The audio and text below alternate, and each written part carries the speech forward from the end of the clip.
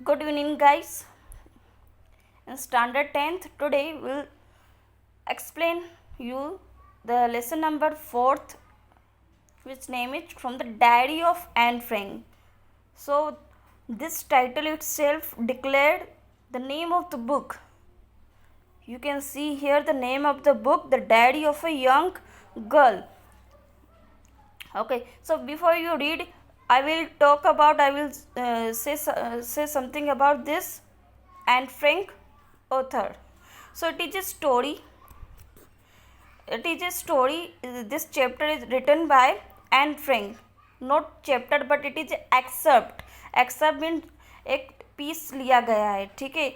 एक किताब इसने लिखी है, इस लड़की ने, ठीक है, जिसका नाम किताब इसने लिखी थी, ठीक है, लेकिन इसको पब्लिश इसके फादर ने करवाया था।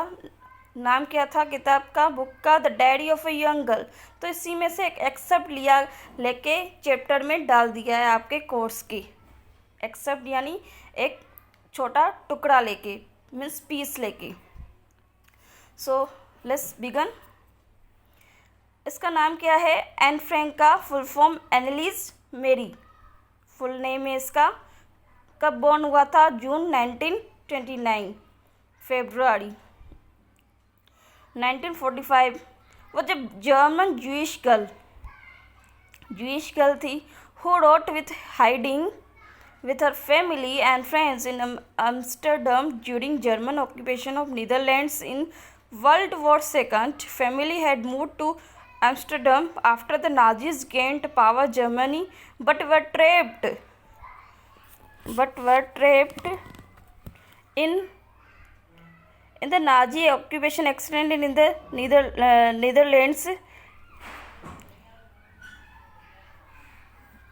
Okay, so she's a Jewish girl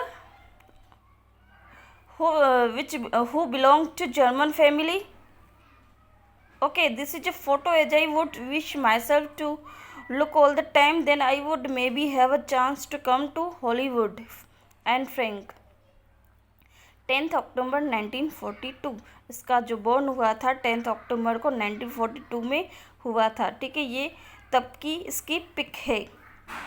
तो इसने डायरी क्यों लिखी? वैसे तो ये डायरी लिखने से डायरी लिखना इसके मतलब उसके कभी सोचा नहीं था कि मैं डायरी लिखूंगी, but she was finding about a true friend which however she failed to find any new friend to whom she can talk about her personal things, her personal talks. Okay, तो उसने क्या किया, अपने मतलब diary को ही अपना friend बना लिया। तो उसने अपनी छोटी छोटी बातें, ठीक है, डेली रोजिंदा जीवन की सारी बातें उस डायरी में लिखती गई, ठीक है। Now she hiding in July 1942 in hidden rooms in her father Otto Frank office building.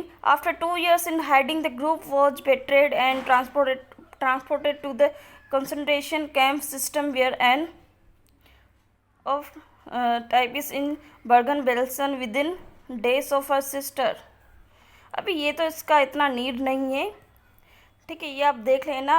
I will starting the chapter, ठीक है। So let's begin. Writing in a diary is a really strange experience for someone like me. अभी diary लिखना बहुत ही विचित्र experience, अनुभव होता है। जैसे कि मी किसके लिए यूज़ हुआ है? एन फ्रैंक के लिए, ठीक है। वो खुद अपनी कहानी बता रही है। Not only because I have never written anything before, इसलिए नहीं कि मैं पहले कभी लिखा नहीं है कुछ भी डायरी में, but also because it seems to me that later on neither I nor anyone else will be interested in the musings of a 13-year-old school girl. इसलिए नहीं कि मैं कभी पहले लिख नहीं चुकी, बल्कि इसलिए कि अगर कोई देखेगा, ठीक है, मेरी डायरी लिखी हुई, तो क्या सोचेगा कि ये 13-year-old यानी 13 साल की लड़की, स्कूल गर्ल डायरी लिख रही है और ऐसी बातें लिख रही है, ऐसा भी क्या है, ठीक है। तो वो शो पढ़ने में उसको मतलब ऐसा होता है कि हम डायरी लिखते हैं ना, तो कभी भी ऐसा होता है कि कोई हमारी पर्सनल डायरी ना देखे, तो उसको भी सेम फीलिंग्स ऐसी आ रही थी। Oh well, it doesn't matter, it doesn't matter, I feel like writing and I have an ever even greater need to get all kinds of things off my chest. Paper has more patience than people. तो वो ऐसे बोल रही है, doesn't matter, चलो ठीक है कोई बात नहीं, मैं लिखना स्टार्ट भी कर दूँ, ठीक है, क्योंकि मेरी way things of my chest, मेरे ये मतलब मेरे अंदर एक जज्बा है लिखने का।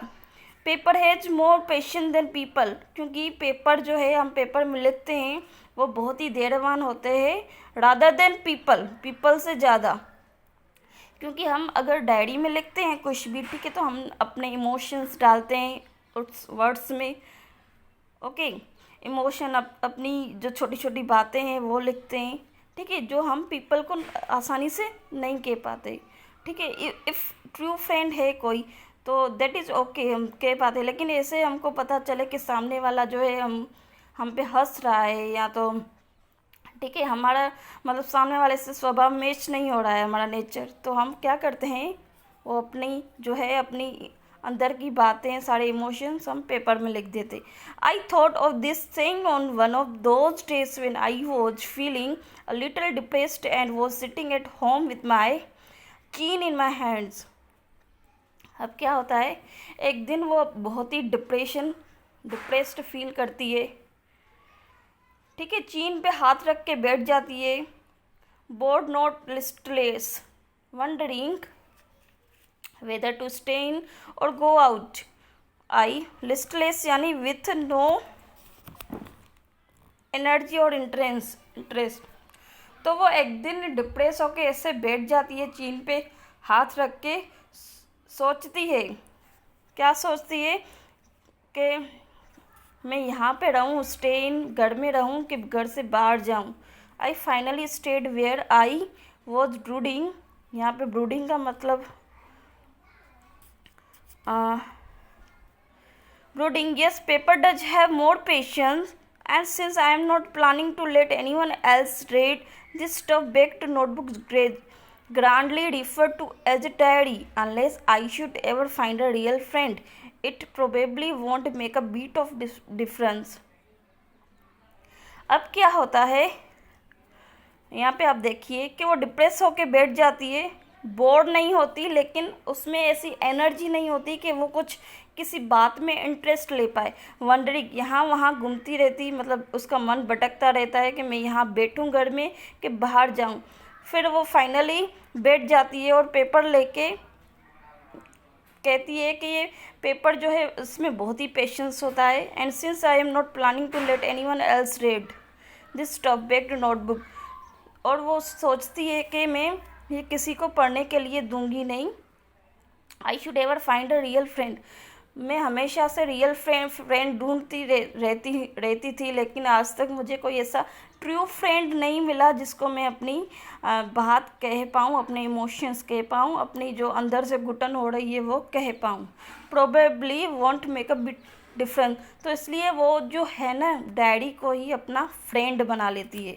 Now I am back to the point that prompted me to keep a diary in the first place. I don't have a friend. Now I am back to the point.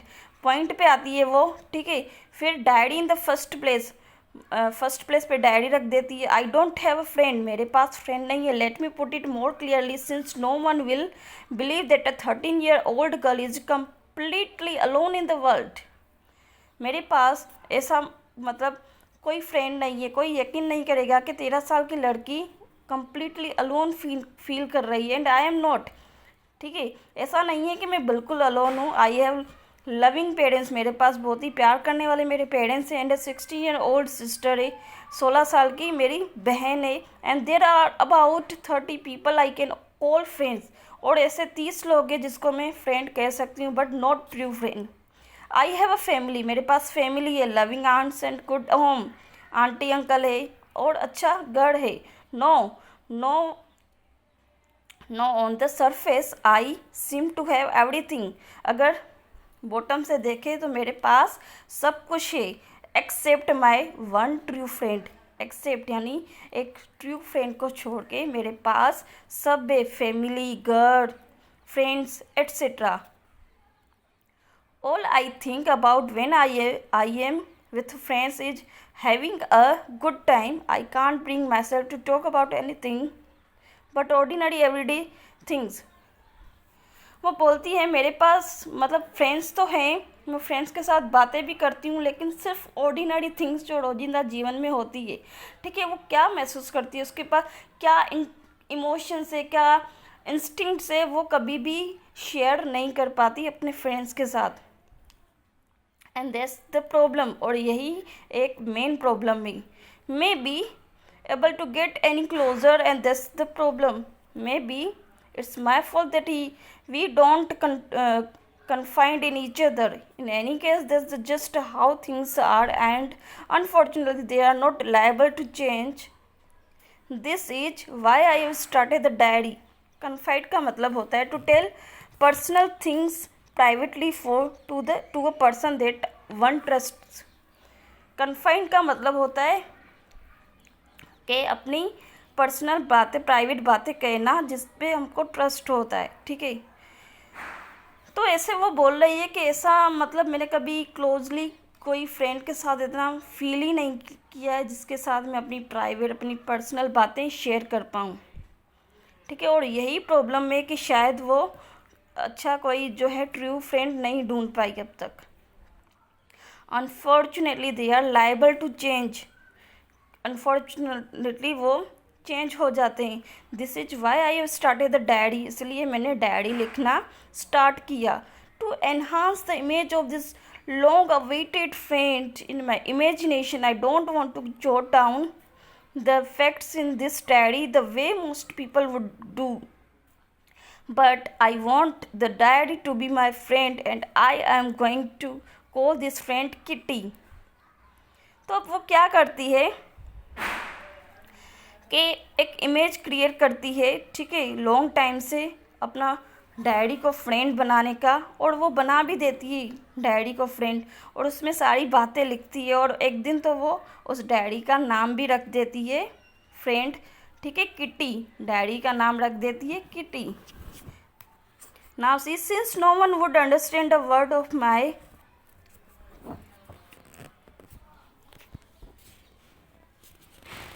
just a minute word of my stories to Kitty, if I were to plan write in I'd better provide a brief sketch of my life, much as I dislike doing so. वो बोलती है कि मुझे पता है कि कोई यकीन नहीं करेगा मेरी स्टोरी पे कि मैंने डायरी का किटी नाम रखा है, मैं इसको अपना ट्रू फ्रेंड मानती हूँ, ठीक है।